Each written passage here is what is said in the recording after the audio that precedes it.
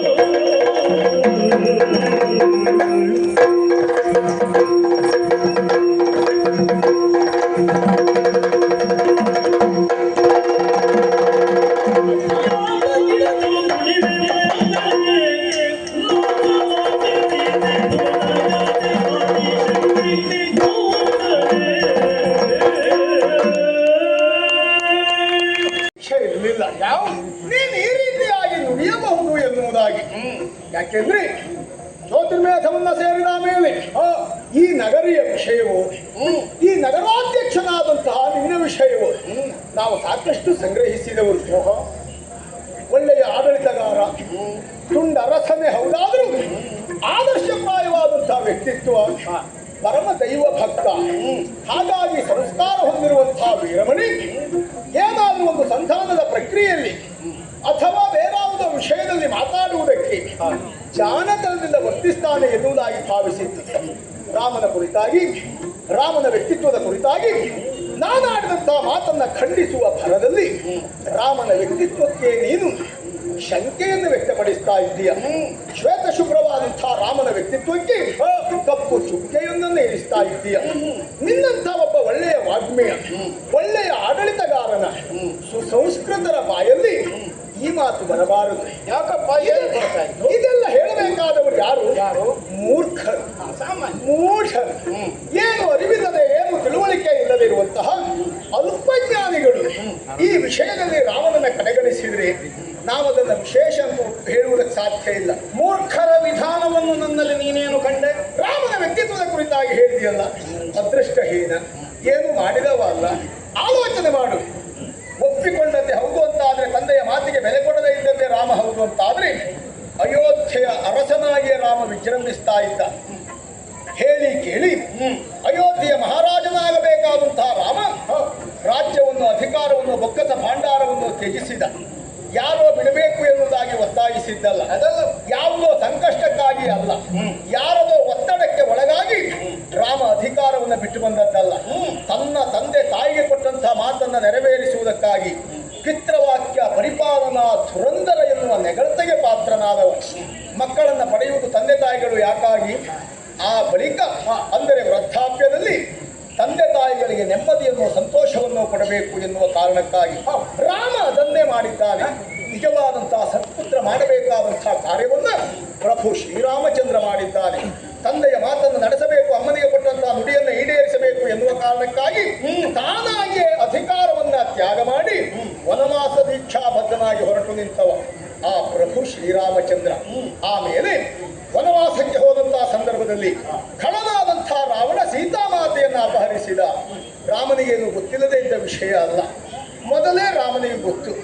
ಬಂದಿರುವಂತಹ ಖಳರು ಏನಾದರೂ ಉಪಾಯವನ್ನು ಮಾಡಿ ತಮ್ಮ ಕಾರ್ಯಕ್ಕೆ ಅಡ್ಡಿಯನ್ನು, ಆತಂಕವನ್ನು ತಂದೊಡ್ತಾರೆ ಎನ್ನುವುದು ರಾಮನಿಗೆ ಮೊದಲೇ ತಿಳಿದಿರುವಂತಹ ಸತ್ಯ. ಮತ್ಯಾಗ ಜಾಗರೂಕತೆ ಆಯಿತು. ಮಾಯಾ ಜಿಂಕೆಯನ್ನ ನೋಡಿದಂತಹ ಸೀತೆ ಅದನ್ನ ಬಯಸಿದಾಗಲೂ ರಾಮ ಸೀತೆಗೆ ಎಚ್ಚರಿಸಿದ್ದಾನೆ, ಇದು ನಿಜವಾದಂತಹ ಜಿಂಕೆ ಅಲ್ಲ, ಇದು ರಕ್ಕಸರ ಮಾಯೆ. ಆದರೂ ಕೊನೆಗೂ ಹೆಂಡತಿಯ ಒತ್ತಾಯಕ್ಕೆ ಕಟ್ಟು ಬಿದ್ದು ಹೋಗಬೇಕಾಗಿ ಬಂತು. ಆಮೇಲೆ ರಾವಣ ಸನ್ಯಾಸಿಯಾಗಿ ಬಂದು ಸೀತಾಮಾತೆಯನ್ನ ಅಪಹರಿಸಿದ. ಆಮೇಲೆ ನೀನು ಹೇಳಿರುವ ಹಾಗೆ ಶತಯೋಜನ ವಿಸ್ತೀರ್ಣವಾದಂತಹ ಶರದಿಗೆ ಸೇತುವೆಯೋ, ಖಳರಾದಂತಹ ಅನೇಕ ರಕ್ಕಸರ ಮರ್ಧನವೋ, ತನ್ಮೂಲಕವಾಗಿ ಸೀತಾಮಾತೆಯನ್ನ ಮತ್ತೆ ಪುನಃ ಕರೆದುಕೊಂಡು ಅಯೋಧ್ಯೆಯನ್ನ ಸೇರಿದ ರಾಮ. ಹೇಳಿದೆಯಲ್ಲ, ಒಬ್ಬ ರಕ್ಕಸನ ಜೊತೆಯಲ್ಲಿರುವಂತಹ ಹೆಣ್ಣನ್ನ, ತನ್ನ ಹೆಂಡತಿಯನ್ನ ಕರೆತಂದು ಅವಳನ್ನ ಕೂಡಿದಂತಾದ್ರೆ ಇದು ನಾಚಿಕೆಗೇಡು ಎನ್ನುವುದಾಗಿ. ನಾವು ದೂರದ ಊರಿನವರಲ್ಲ, ಅಯೋಧ್ಯೆಯವರೇ ಹೇಳಿದರಲ್ಲ. ಹೌದಪ್ಪ, ದೂರದ ಊರಿನವರಲ್ಲ. ರಾಮನಿಗೂ ಈ ಸೂಕ್ಷ್ಮ ತಿಳಿದಿದೆ. ಭವಿಷ್ಯತ್ತಿನಲ್ಲಿ ನಿನ್ನಂತಹ ಉತ್ತಮ ವಾಗ್ಮಿಗಳು ಇಂಥದ್ದನ್ನೆಲ್ಲ ಹುಟ್ಟಿಸ್ತಾರೆ ಎನ್ನುವುದು ರಾಮನಿಗೆ ಆಗಲೇ ಗೊತ್ತಾಗಿದೆ. ಆ ರಾಮನ ಬಗ್ಗೆ ಒಂದು ಅಪವಾದವನ್ನು ಹೇಳುವುದಾದರೆ ಅದಕ್ಕೆ ವೀರಮಣಿ ಬೇಡ, ಅಯೋಧ್ಯೆಯ ಬಟ್ಟೆ ಒಗೆಯುವವನು ಹೇಳ್ತಾನೆ. ಬಟ್ಟೆ ಒಗೆಯುವಂತ ನೀನು ತಾತ್ಸಾರ ಮಾಡಬೇಡ, ಅವನು ಅಯೋಧ್ಯೆಯ ಪ್ರಜೆ. ನೀನು ಅವ್ರ ಬಗ್ಗೆಲ್ಲ ಹಾಗೆ ತಾತ್ಸಾರ, ಅಯೋಧ್ಯೆಯ ಪ್ರಜೆ. ಯಥಾರ್ಥವನ್ನು ನಾನು ಹೇಳಿದ್ರೆ ನೀನು ಹೆಗಲುವರಿಸಿಕೊಂಡು ನಾನು ಅಲ್ಲಲ್ಲ, ಯಾಕೆಂದ್ರೆ ನನಗೆ ಒಂದು ಅಭಿಮಾನ, ನಮ್ಮ ಅಯೋಧ್ಯೆಯ ಪ್ರಜೆ ಅಂತ ಅಷ್ಟೇ. ಮತ್ತು ನನಗೇನು ಸಂಬಂಧ ಇದೆ. ನಿನಗೆ ರಾಮನಿಗೆ ಅಭಿಮಾನ ಬಂತು, ಖಂಡಿತ ಅವನನ್ನು ಒಬ್ಬ ಬಡವ ಅಂತ ನೋಡ್ಲಿಲ್ಲ, ಹಾಗೆ ಹೇಳ್ತಾನು ನಾನು ಹೆಂಡತಿ ಬಿಡ್ತೇನೆ ಅಂತ ಬಿಟ್ಟಿದ್ದೆ. ಹೌದಪ್ಪ, ಯಾಕೆ ಬಿಟ್ಟದ್ದು? ಆಮೇಲೆ ಸೀತೆಯನ್ನ ಪರಿಗ್ರಹಿಸುವಲ್ಲಿ ನೇರವಾಗಿ ಪರಿಗ್ರಹಿಸಲಿಲ್ಲ. ಈ ಶಂಕೆಗಳು, ಅನುಮಾನಗಳು ನಾಳೆಯ ದಿವಸ ದೊಡ್ಡ ರಗಳೆಯನ್ನು, ಯಾವುದೇ ರೀತಿಯ ಕಂದಕವನ್ನು ತಂದೊಡ್ಡಬಾರದು ಎಂಬ ಕಾರಣಕ್ಕಾಗಿ ಆ ಸೀತಾಮಾತೆ ಅಗ್ನಿ ಪ್ರವೇಶ ಮಾಡಿದ್ದಾಳೆ. ಹೌದು, ಅಕಳಂಕಳೆ ಹೌದು ಅಂತ ಆದ್ರೆ ಅಗ್ನಿಯಿಂದ ಮೇಲೆದ್ದು ಬರಬೇಕು ಎನ್ನುವುದಾಗಿ. ಅಂತಹ ಸಂದರ್ಭದಲ್ಲಿ ಪ್ರತ್ಯಕ್ಷನಾದಂತಹ ಅಗ್ನಿದೇವನೇ ಸೀತೆಯ ಪಾವಿತ್ರ್ಯತೆಯನ್ನು ಹೇಳಿದ್ದಾನೆ. ಹೆಚ್ಚೇನು ಸತ್ತಿರುವಂತಹ ಶ್ರೀರಾಮಚಂದ್ರನ ತಂದೆ ದಶರಥ ಭೂಪತಿಗಳೇ ಸೀತೆ ಪವಿತ್ರಳು ಎನ್ನುವುದಾಗಿ ಹೇಳಿದ್ದಾರೆ.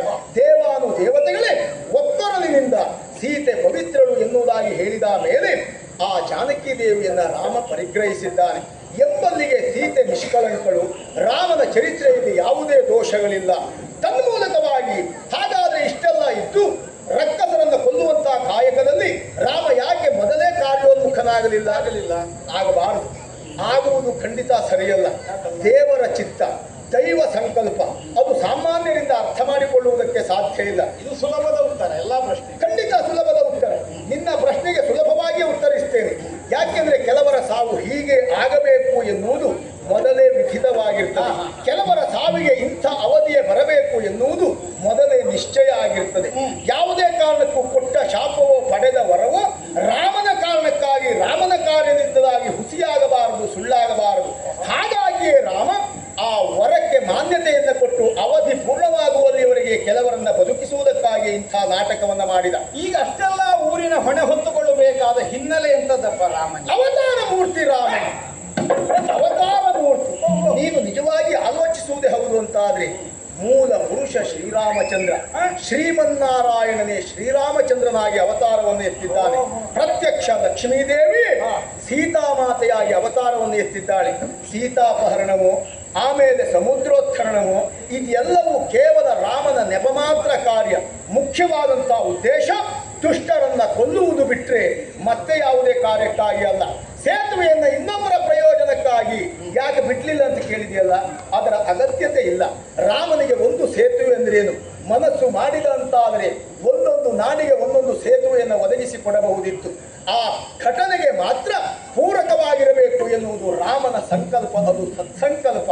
ಆ ಕಾರಣಕ್ಕಾಗಿಯೇ ಎಸಗಿದ್ದಾನೆ ಕಾರ್ಯವನ್ನ, ದುಷ್ಟರನ್ನ ವಧಿಸಿದ್ದಾನೆ. ರಾವಣನನ್ನ ಕೊಲ್ಲುವಂತಹ ರಾಮನಿಗೆ ಅಷ್ಟೊಂದು ದೀರ್ಘವಾದಂತಹ ಅವಧಿಯನ್ನು ಕಳೆಯಬೇಕಾಯಿತು. ಯಾಕೆ ಗೊತ್ತಾ? ರಾಮನಿಂದಲೇ ರಾವಣನ ಸಾವು ಎನ್ನುವುದು ಮೊದಲೇ ಅನರಣ್ಯಕನ ಪ್ರಕರಣದಲ್ಲಿ ಅದು ಇತ್ಯರ್ಥ ಆಗಿ ಹೋಗಿದೆ. ಆ ಕಾರಣಕ್ಕಾಗಿಯೇ ರಾವಣನನ್ನ ವಧಿಸುವಂತಹ ಕಾರ್ಯದಲ್ಲಿ ಅಷ್ಟು ವಿಳಂಬಿತನಾಗಿ ಕಾರ್ಯವನ್ನು ಎಸಗಿದ್ದಾನೆ. ಲೋಕವೇ ಒಪ್ಪಿರುವಂತಹ ಅವತಾರ ಮೂರ್ತಿಯಾದಂತಹ ಶ್ರೀರಾಮಚಂದ್ರನ ಅಕಳಂಕತೆಯನ್ನ ಯಾಕೆ ಸುಮ್ಮನೆ ಅನುಮಾನಿಸ್ತಾ ಇದೆಯಾ? ರಾಮನ ವಿಕ್ರಮ ಏನು? ಹೀಗೆ ನಿನ್ನಲ್ಲಿ ಪ್ರಶ್ನಿಸಿದರೆ ರಾವಣಾದಿಗಳ ವಧೆ ಕಥನವನ್ನು ಹೇಳಿ, ಹೌದು ಅದು ದೊಡ್ಡ ವಿಕ್ರಮದ ವಿಷಯ ಅಲ್ಲ ಅನ್ನುವಾಗ ನಾನು ನಿರಾಕರಿಸಿದ್ರೆ ಅದಕ್ಕೆ ಹಿನ್ನೆಲೆಯಲ್ಲಿ ಮತ್ತೊಂದು ಮೌಲ್ಯವನ್ನು ಕಲ್ಪಿಸುವುದಕ್ಕೆ ಬೇಕಾಗಿ ಸಾಮಾನ್ಯ ಮನುಷ್ಯನಾದ ರಾಮನನ್ನು ವಿಶ್ವಮೂರ್ತಿಯನ್ನು ಹಾಗೆ ಶೋಕಿಸುವುದಕ್ಕೆ ನೀನು ಪ್ರಾರಂಭಿಸಿದ್ದಿ. ಏನು ನಮಗೆ ದೇವರ ಗುರ್ತಾ ಇಲ್ಲ ಅಂತ ಭಾವಿಸಿದ್ಯಾ?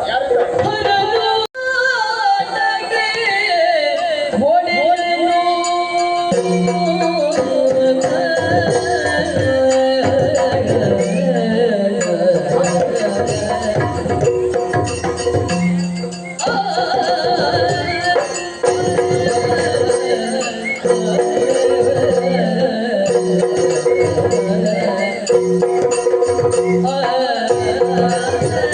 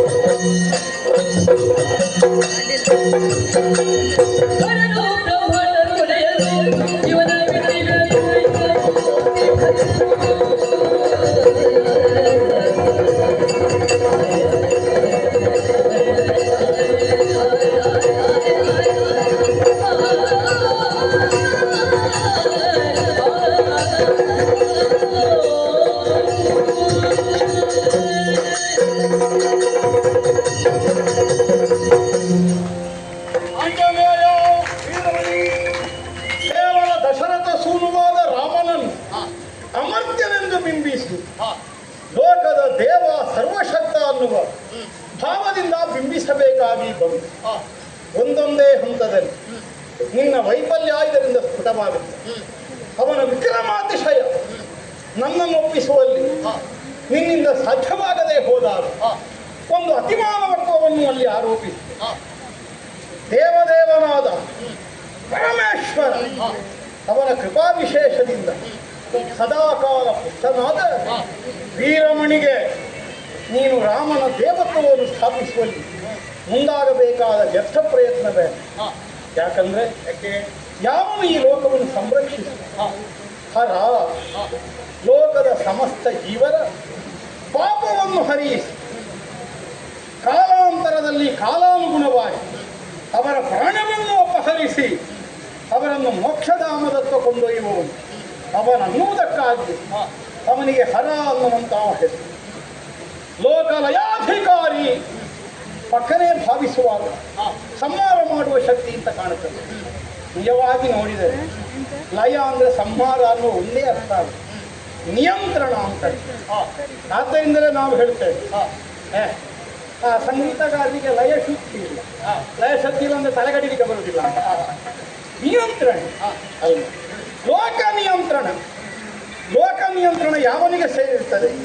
ಯಾವನು ಲೋಕ ನಿಯಾಮಕನೋ, ಯಾವನು ಲೋಕಕ್ಕೆ ನಿರ್ದೇಶಕನೋ ಅವನೇ ಲೋಕದ ನಿಯಂತ್ರಕ. ಲೋಕ ನಿಯಾಮಕ ಒಬ್ಬ, ನಿರ್ದೇಶಕ ಒಬ್ಬ ಆಗುವುದಿಲ್ಲ. ಎಲ್ಲಿಯೋ ನಿರ್ದೇಶಕ ಇದ್ದರೆ ಲೋಕವನ್ನು ನಿಯೋಜಿಸುವವನು ಮತ್ತೊಬ್ಬನಾದರೆ ಅಸ್ತವ್ಯಸ್ತ ಆಗಿ ಹೋದೀತು. ಯಾವುದು ಯಾವ ಸಮಯಕ್ಕೆ ಎಷ್ಟು ಸಾಗಿ ಎಲ್ಲಿಗೆ ಮುಗಿಯಬೇಕು ಅನ್ನುವುದು ಆ ನಿರ್ದೇಶಕರಿಗೆ ಸಂಬಂಧಿಸಿದ. ಅದು ಇನ್ನೊಬ್ಬರ ಕೈಗೆ ಕೊಟ್ಟರೆ ಬೇರೆಯಾಗಿ ಹೋದಿಲ್ಲ.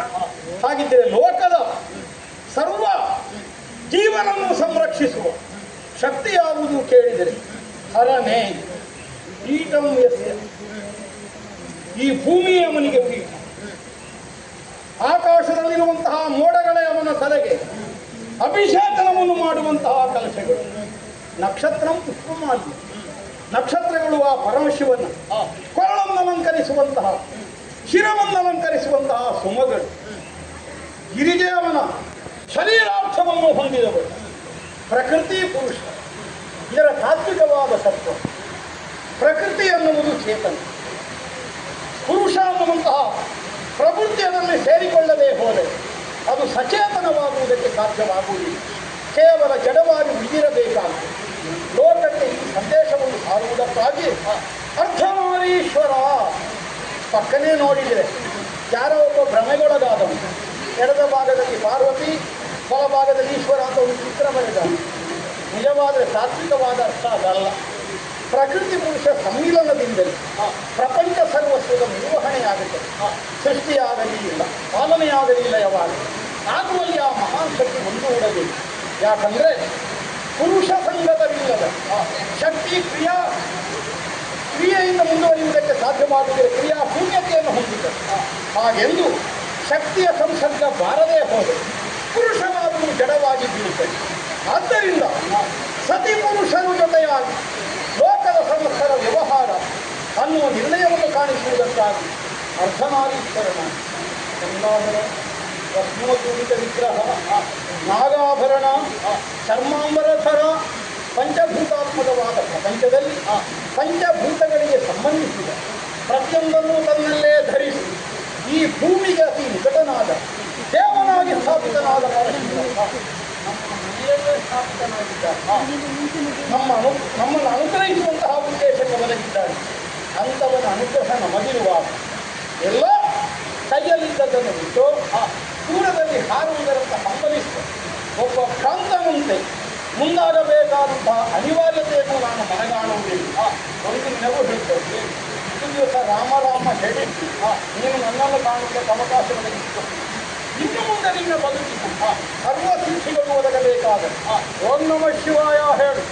ನಾನೇ ನಮ್ಮ ದೇವರ ಹತ್ರ ಕರ್ಕೊಂಡು ಹೋಗಿ ಇವನ ಕಡೆಗೂ ಸ್ವಲ್ಪ ನೋಡಿದ್ರೆ ನಾನೇ ಹೇಳ್ತೇನೆ ಬೇಕಾದ ನನ್ನ ಬರುವ. ಹೌದು, ಅದು ಬಿಟ್ಟು ಇಲ್ಲಿ ಬಂದು ನಿನ್ನ ರಾಮ ದೇವಾಲಯ ಮಾಡ್ತೇನೆ. ಅದು ಅಯೋಧ್ಯೆಯಲ್ಲೇ ಇದೆ ರಾಮನಿಗೆ ದೇವಸ್ಥಾನ. ಹೋದ ಊರಿನಲ್ಲೆಲ್ಲ ರಾಮನಿಗೆ ದೇವಸ್ಥಾನ ಮಾಡುವ ಬುದ್ಧಿ ಬೇಡ ನಿನಗೆ. ಇಲ್ಲಿಗೆ ಬಂದ ಜಾಗಾಡು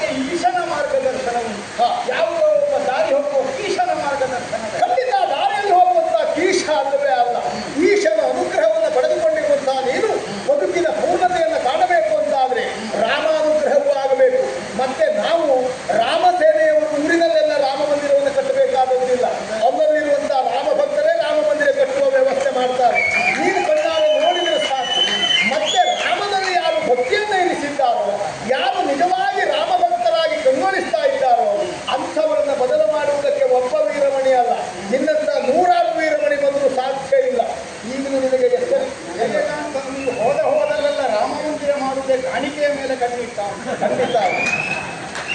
ಅದು ಯಾರು ಗೊತ್ತಾ? ನಿನ್ನ ಹಾಗೆ ಹೀಗೊಂದು ಸಣ್ಣ ರಾಜ್ಯವನ್ನು ಮಾಡಿಕೊಂಡು ಇದ್ದದ್ರಲ್ಲೇ ಸುಧಾರಿಸಿಕೊಳ್ತಾ ಇರುವವರಿಗೆ ಅನಿವಾರ್ಯತೆ ಇರಬಹುದು ಬಿಟ್ಟರೆ ಲೋಕರಾಮನ ಭಕ್ತರಾದಂತಹ ರಾಮ ಭಕ್ತರಿಗೆ ಅಂತ ಅನಿವಾರ್ಯತೆ ಇಲ್ಲ. ಹೊಟ್ಟಿದ್ದು ಕುದುರೆ ರಾಮನಂತಲ್ವ. ಆದ್ದರಿಂದಲೇ ಹೇಳುವುದು, ಧರಣಿ ವಂಶ ಪ್ರದೀಪ ರಾಮನ ತುರಗವನ್ನು ನೀನು ಬಿಟ್ಟುಕೊಟ್ಟು ಕಪ್ಪ ಕಾಣಿಕೆಗಳನ್ನು ಕೊಟ್ಟು ಶತ್ರುಘ್ನನ ಕಾಲಿಟ್ಟು ಕ್ಷಮೆಯಾಚಿಸಿದ್ರೆ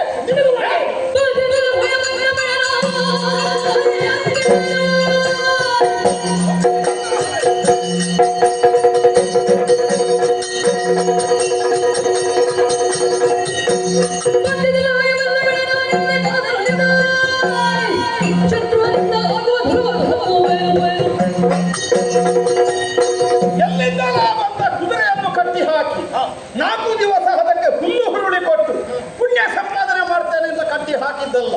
ಕ್ಷಾತ್ರ ಪಂಥಾನುಸಾರವಾದ ಸ್ಪರ್ಧಾ ಮನೋಭಾವದಿಂದ ತುರಗ ಬಂಧಿಸಿದ್ದೇನೆ. ಬಂಧಿಸಿದ ಹಯವನ್ನು ಬಿಡೆ. ಎಂದಿಗಾದರೂ ನಿನ್ನ ಶತ್ರುಘ್ನಿಂದ ಏನಾಗುತ್ತದೆ ನೋಡ್ತೇನೆ. ಪ್ರಾಣ ಬೇಕುತ್ತಿದ್ರೆ ಕಾಲಿಗೆ ಬಿಡ್ದೆ.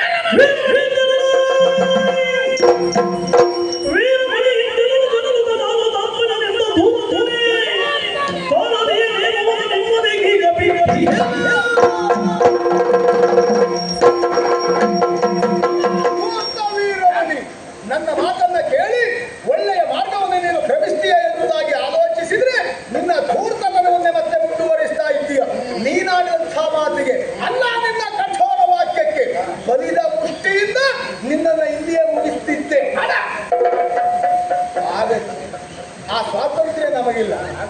ನಾವೆಲ್ಲ ರಾಮ ಭಕ್ತರು, ರಾಮ ಸೇನೆಯಲ್ಲಿದ್ದವರು. ಮೇಲಿದ್ದವರು ಏನು ಹೇಳ್ತಾರೋ ಅಷ್ಟೇ ಮಾಡುವವರು ಬಿಟ್ಟರೆ ಅದಕ್ಕಿಂತ ಹೆಚ್ಚು ಮಾಡುವವರಲ್ಲ.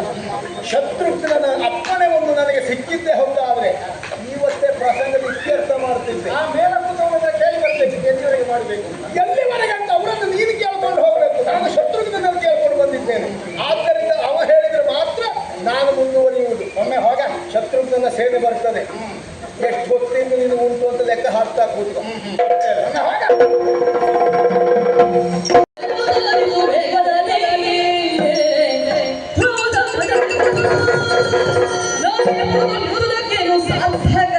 ಬರುವುದ ಬಗ್ಗೆ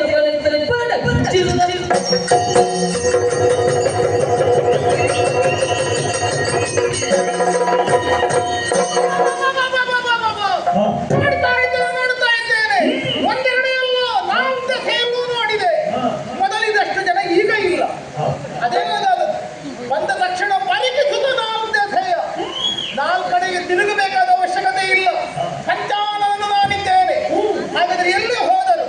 ಬಂದಿರುವಂತಹ ರಾಮ ಸೇನೆ ಇಷ್ಟು ಮಾಡಿದಲ್ಲ, ನಮ್ಮಲ್ಲಿದ್ದವರನ್ನು ಓಡಿಸಿದ್ರಲ್ಲ, ಅಲ್ಲ ಮಲಗಿಸಿದ್ರಲ್ಲ.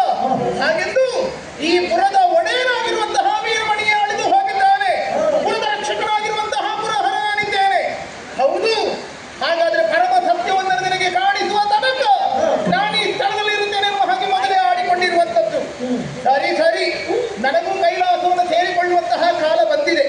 ನಾನು ಯೋಚಿಸುತ್ತಾ ಇದ್ದದ್ದು ಎಷ್ಟು ಕಡೆ ಒಂದ ಕಡೆಯೇ ಇದ್ದಲ್ಲೇ ಇರುವಂತದ್ದು, ಸ್ವಲ್ಪ ಬೇರೆ ಕಡೆ ಹೋಗಬೇಕೆನ್ನುವ ಹಾಗೆ. ಹಾಗಾದ್ರೆ ಅದಕ್ಕೊಂದು ಕಾಲಗತಿ ಒದಗಿ ಬಂದಂತಾಗಿದ್ದರೆ ಹೋಗುವ ಬಗೆ ಹೇಗೆ?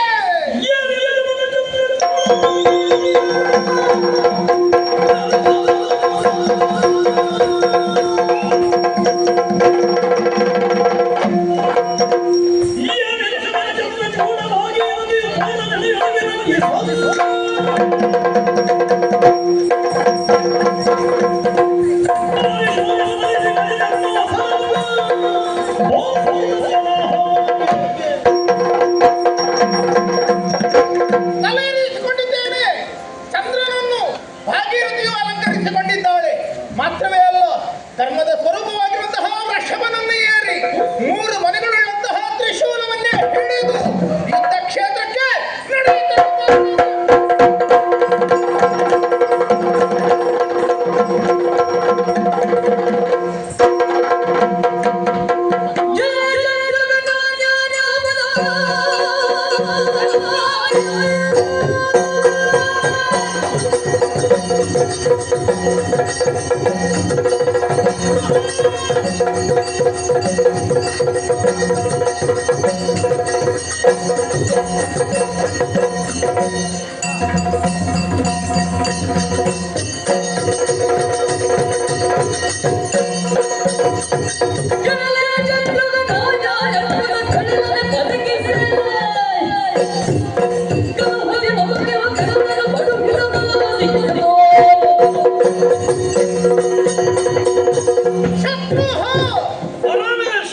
ಕಣ್ಣು ಬಿಟ್ಟು ನೋಡು. ನೋಡ್ತಾ ಇದ್ದೇನೆ. ಬಂದವನು 2 ಕಣ್ಣುಳ್ಳವನಲ್ಲ, ಮುಕ್ಕಣ್ಣನಾಗಿರುವಂತಹ ನಾನಿದ್ದೇನೆ. ಹೌದೇನೋ? ಬಂದಿರುವಂತಹ ನೀನು ನಮ್ಮವನಾಗಿರುವಂತಹ, ಅಲ್ಲ ನನ್ನ ಮಾವನಾಗಿರುವ ವೀರಮಣಿಯನ್ನು ಕೊಂದು ಕಡಿದೆಯಲ್ಲ. ಇಲ್ಲಿ ನಾನೊಬ್ಬನಿದ್ದೇನೆ ಎನ್ನುವುದನ್ನು ಮರೆತು ವ್ಯವಹರಿಸಿದ ಹಾಗಿದೆ. ನಿನ್ನ ಈ ಕೆಲಸ ಕಾರ್ಯಗಳೆಲ್ಲವೂ ಕೂಡ ಎಲ್ಲೆಲೆ ಶತ್ರು ನಾನ್ಯಾರೆನ್ನುವುದನ್ನು ಸರಿಯಾಗಿ ತಿಳಿದುಕೋ. ಸರಿ, ಕಾಣುವುದು ಬೇರೆ, ದರ್ಶನವೂ ಬೇರೆ. ಕಣ್ಣ ಅಂಚಿನವರೆಗೆ ಏನೆಲ್ಲೋ ಗೋಚರಿಸುತ್ತದೆಯೋ ಅದು ಕಂಡು ಹೋಗುತ್ತದೆ. ಆದರೆ ಅದರ ಸತ್ಯಾಸತ್ಯತೆ ಏನು ಎನ್ನುವುದು ತಿಳಿಯಬೇಕು ಅಂತಾಗಿದ್ರೆ ದರ್ಶನವಾಗಬೇಕಾಗುತ್ತದೆ. ಬಿಸಿಲಿನ ಕಾಲದಲ್ಲಾದರೂ ಕೂಡ ದೂರದಲ್ಲಿ ನೋಡಿದರೆ ನಮಗೆ ಮರೀಚಿಕೆ ಕಾಣುತ್ತದೆ. ನೀರುಂಟೆನ್ನುವ ಹಾಗೆ ಮೃಗಗಳು ಧಾವಿಸಿ ಹೋಗುತ್ತವೆ. ಅದರಲ್ಲಿ ನೀರಿರುವುದಿಲ್ಲ. ಬಿಸಿಲ ಶಾಖ, ಬಿಸಿಲಿನಿಂದ ಕಾದಂತಹ ಭೂಮಿಯ ಆ ಒಂದು ತೆರನಾದಂತಹ ಆವಿಯ ಗುಣದಿಂದಲಾಗಿ ಅಲ್ಲಿ ನೀರುಂಟೆನ್ನುವ ಹಾಗೆ ಭ್ರಮಿಸುವುದು. ಆದ್ರೆ ಹತ್ತಿರ ಹೋಗಿ ನೋಡಿದಾಗ ಗೊತ್ತಾಗುವುದು. ಅದೇ ರೀತಿಯಲ್ಲಿ ಕೇವಲ ಕಂಡರೆ ಮಾತ್ರವೇ ನಾನು ಯಾರೆನ್ನುವುದು ಅರ್ಥವಾಗಲಾರದು. ನನ್ನ ಇಳಸರಿಕೆ ಏನು, ನನ್ನ ಯೋಗ್ಯತೆ ಏನು ಎನ್ನುವುದನ್ನು ಚೆನ್ನಾಗಿ ತಿಳಿದುಕೋ ಅಂತ ಆಡಿದ್ದು. ತ್ರಿಮೂರ್ತಿಗಳಲ್ಲಿ ಒಬ್ಬನಾಗಿರುವಂತಹ ಲಯಕರ್ತೃವಾಗಿರುವಂತಹ ನಾನು ಈ ಪುರದಲ್ಲಿರುತ್ತ ನನ್ನ ಇರಸರಿಕೆಯನ್ನು ಚೆನ್ನಾಗಿ ತಿಳಿಯದೆ ಮದಾಂಧನಂತೆ ವರ್ತಿಸಿದರೆ ಚಾತ್ರ ಅರ್ಥವಾದ ಮಾಡಿದಿ